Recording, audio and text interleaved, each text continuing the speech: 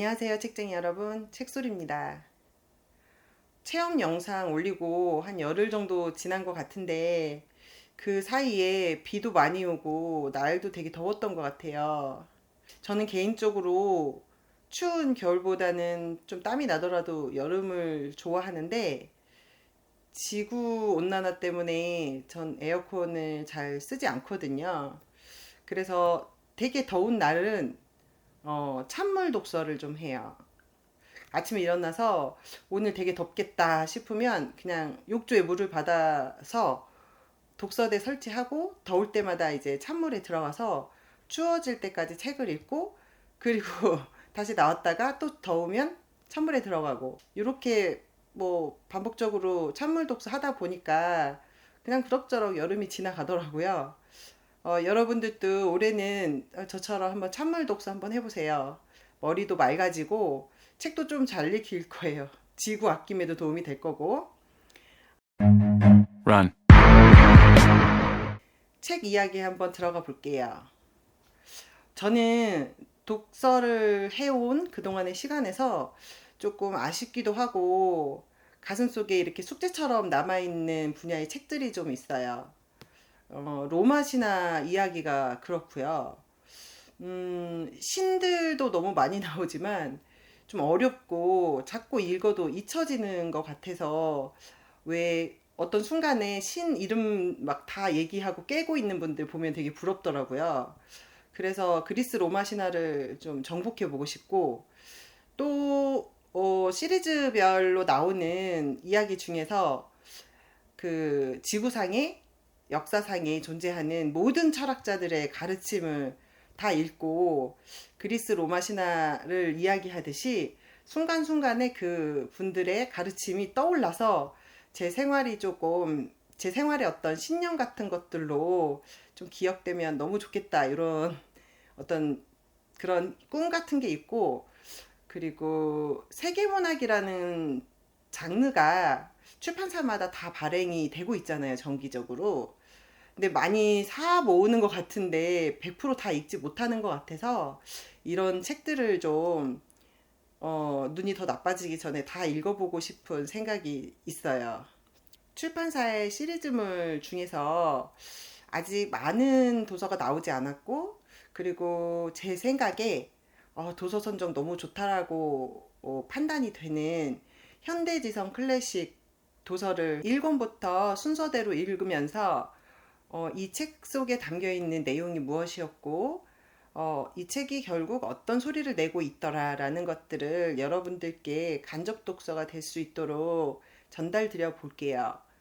물론 제가 책을 100%다 설명드릴 수가 없기 때문에 궁금하신 분들은 같이 읽고 소통을 좀 해보는 것도 너무 좋을 것 같아요. 첫 도서는 그림 형제 동화 전집인데요.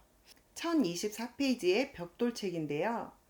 210편의 동화가 담겨져 있어요. 두껍기도 하지만 되게 무거워요. 좋은 종이를 썼나 봐요. 여러분들은 그림 형제 동화 전집을 보셨는지 모르겠어요.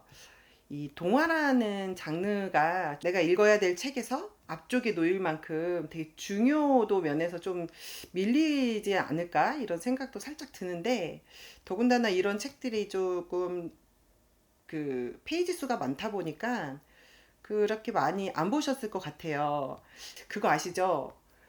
얇은 책 여러 권 완독했을 때 느껴지는 그 만족감보다 두꺼운 책 한 권 완독했을 때 느껴지는 기쁨이 훨씬 커요.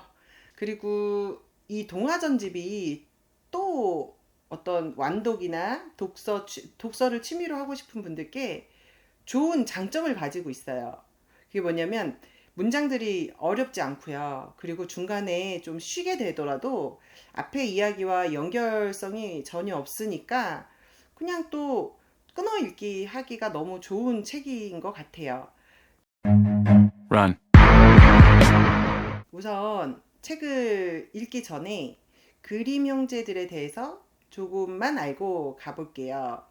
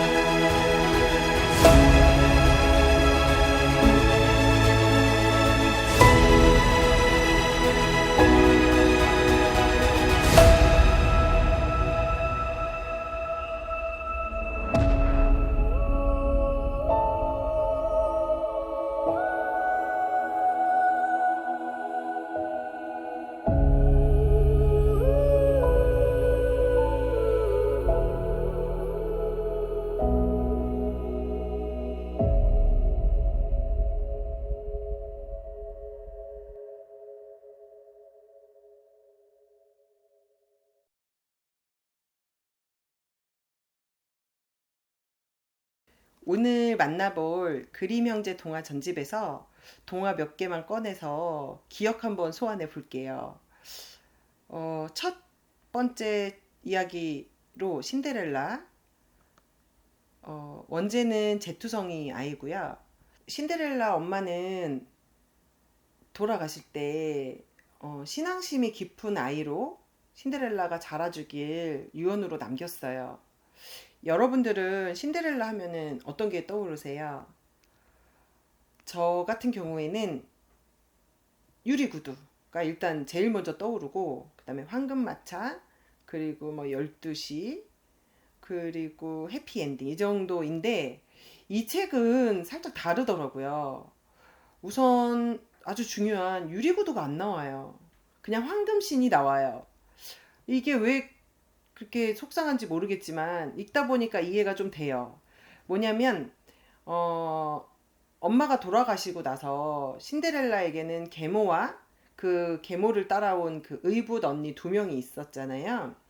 근데 이 온갖 정말 말도 안 되는 걸로 신데렐라를 괴롭혀요. 막 일을 시키고 뭐 당연히 옷도 제대로 안 입히죠. 그러니까 맨날 그 아궁이 앞에서 자고 하니까 아이가 제투성이로 그런 모습으로 살 수밖에 없었는데, 어느 날 그 왕국의 왕자가 결혼할 때가 되니까 그 파티를 3일간 할 수 있도록 해주거든요.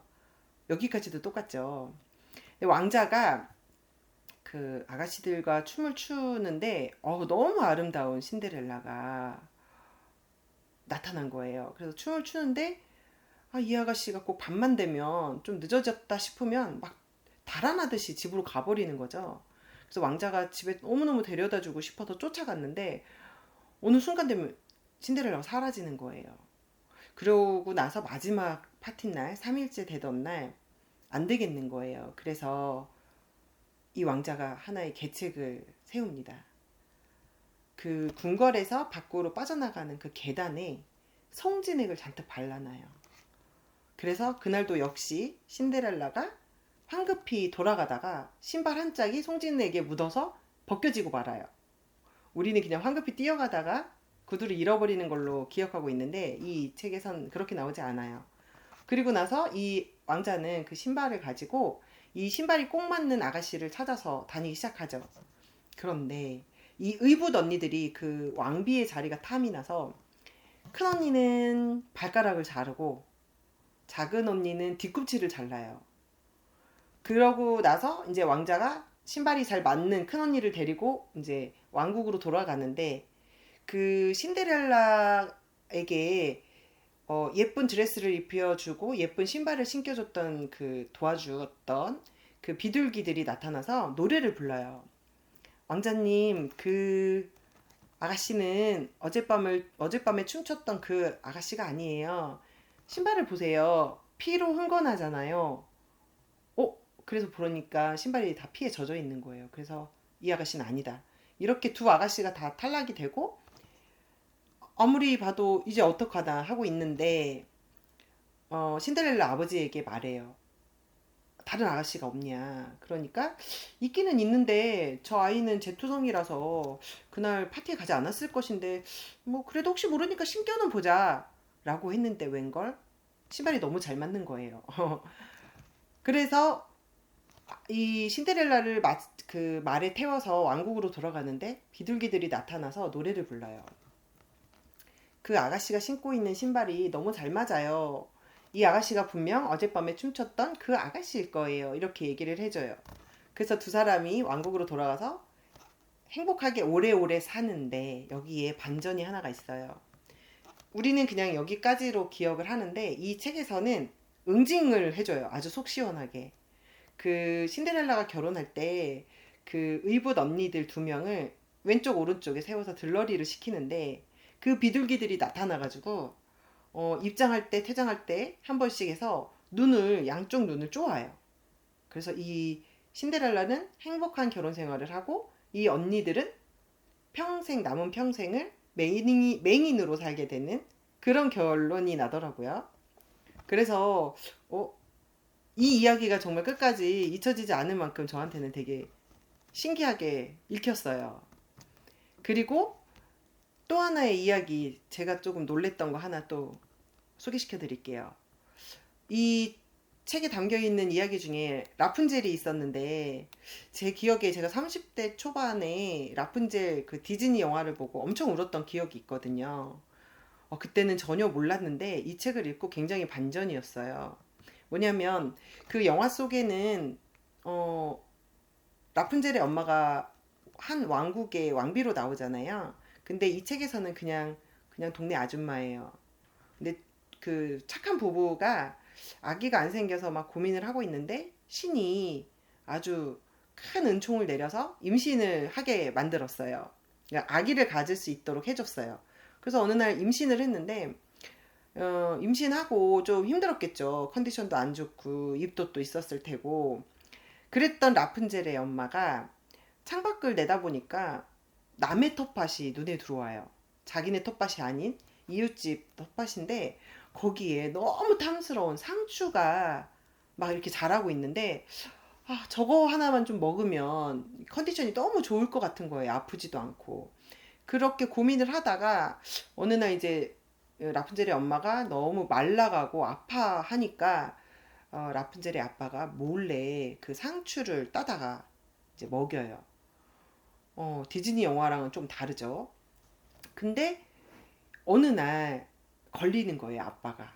그 주인한테, 텃밭 주인한테. 근데 하필이면 그 텃밭 주인이 마법사였던 거죠.